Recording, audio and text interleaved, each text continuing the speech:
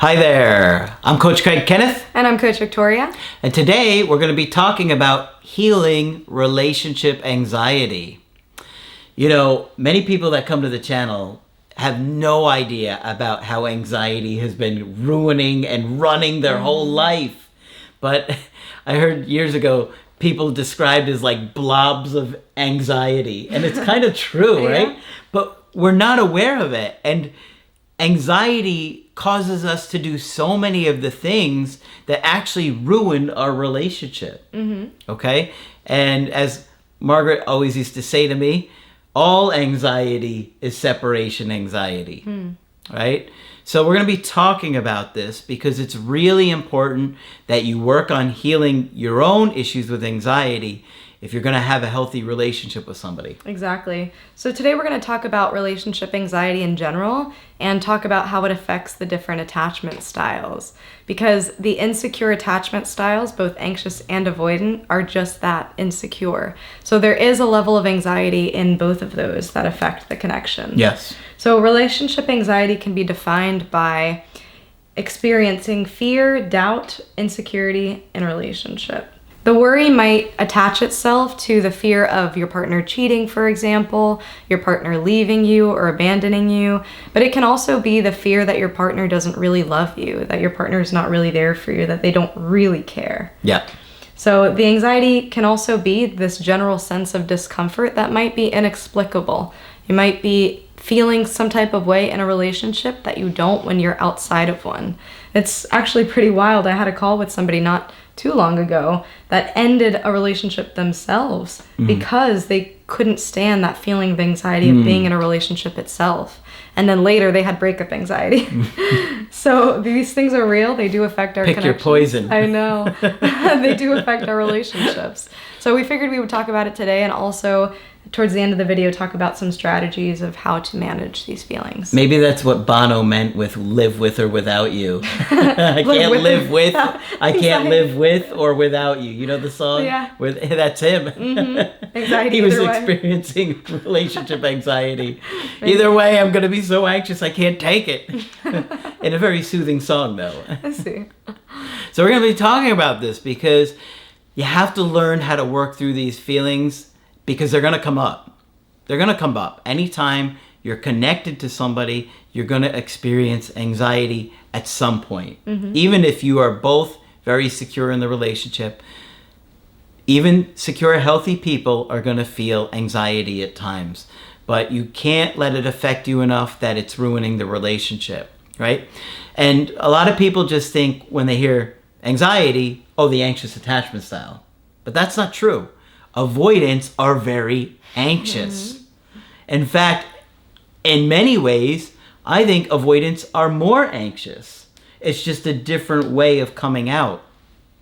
The anxious person is constantly preoccupied with that abandonment, where the avoidant is preoccupied with this smothering. And so that feeling can come over them very quickly. I had a call with a woman the other day who ended the relationship because she felt this closeness to this guy.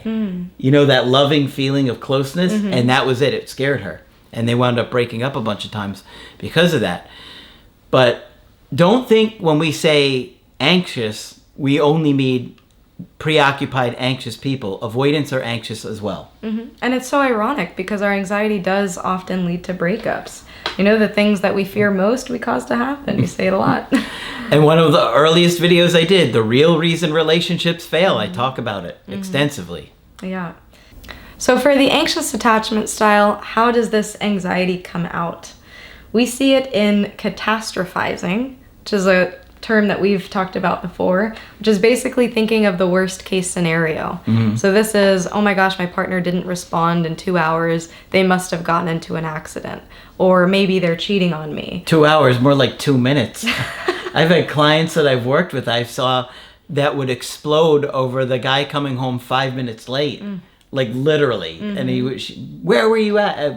Huge blow-ups. Yeah, and when you think about it, catastrophizing, it's your brain's odd way of trying to protect itself. It's thinking, if I can think of the worst possible thing and start dealing with it now, I won't be surprised when it happens.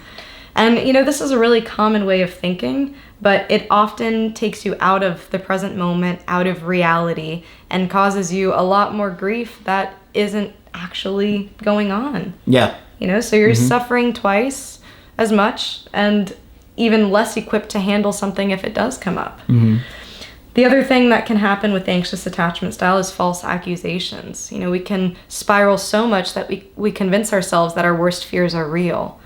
And we can pick apart and cherry pick these little pieces of evidence that we see in our life and convince ourselves that this is actually happening. Yeah. Instead of having honest conversations with our partner, and instead of building that healthy trust. Yeah, I mean, I've seen it come out with people talking about it on calls where it's like somebody is just out with a friend and they're like, I know you're up to no good with somebody else and this, and just completely blowing it up. And it was like the person was like not doing anything, but these false accusations, because nobody likes to be accused of doing something. Oh, yeah. You know what I mean? If somebody accuses you of doing something wrong, it makes you mad, right? You're like, you just get like, how are you going to accuse me of that? And then it leads to a big fight. Right. And this happens a lot if you have experienced infidelity in the past. So some of these old wounds can pop back up with relationship anxiety. It might be the reason why you're anxious in the first place. Another thing that we see commonly is hypervigilance, which is more or less always being up your partner's butt. Being very aware of who they're texting, what they're doing, where they're going. But also, this can be in conversation, noticing every little movement of your partner's facial expression to see if you can sniff out any type of lie that they might be telling you, or any discontentment that they might show on their face. And your brain is saying you have to be aware of everything at all times to make sure that you're safe, to protect yourself. But once again, this takes you out of the present moment, and it causes you to start responding to things that might not be going on. Another thing is constantly checking in with your partner, constantly calling. Now, we don't mean checking in, daily, how was your day, how are things going? We're talking every 5 minutes. Being in this state of panic that if I don't hear from them right now, then the worst possible thing is going on. Yeah, they may be out with some friends, getting something to eat or getting some drinks or something, and you're constantly, where are you at? What's going on now? Who are you with now? What time are you going to get home? And it's like, the person just gets so angry and frustrated. They're like, oh my gosh, I can't even just go out with my friends for a little bit and enjoy it. It makes them want to leave you, ironically. Yeah, I mean, it's true. Then they feel smothered and trapped. Yeah, the very thing you're afraid of, we often cause to happen.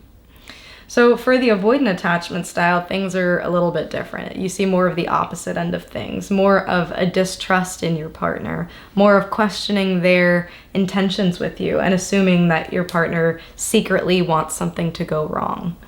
And this is obviously stemming from childhood. Maybe their caregivers were giving them mixed messages or would take their vulnerability and throw it at their face, use it against them.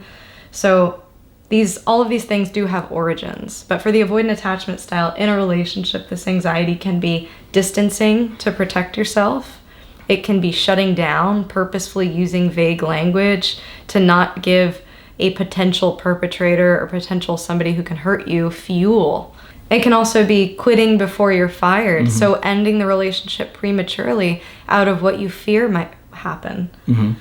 So these are all ways that anxiety can show up for the avoidant attachment style. And it seems like, oh, they're just shutting down, they're avoiding it, they're not really experiencing the anxiety. But no, that is a manifestation of anxiety. It's just a different way of responding to it. And just being more aware of these things is one way that you can start to heal it, right? Because people want to know, well, how do you heal these things? Well, it doesn't happen magically, unfortunately. You have to be aware of a problem in order to fix it. So just, hearing us talk about it is one way to kind of make your brain conscious of the issue, and then you could do something about it. Obviously, therapy is great. If you have a good therapist that understands attachment issues, they can help you see things more clearly. You talk things out. You kind of heal with your therapist. Positive self-talk can be helpful. Self-reassurance, where you're just kind of soothing yourself and bringing yourself to the present moment. The creative healing course gets into a lot of these things, and we actually have a bunch of different audio affirmations, right? I think we have 9 or 10 separate audio affirmations tracks on there to help you soothe yourself, because you have to learn to do that. Otherwise, you're just going to get back with that other person and the fighting again, and that cycle is going to continue. And healing isn't always a linear journey. In fact, most of the time there are ups and downs.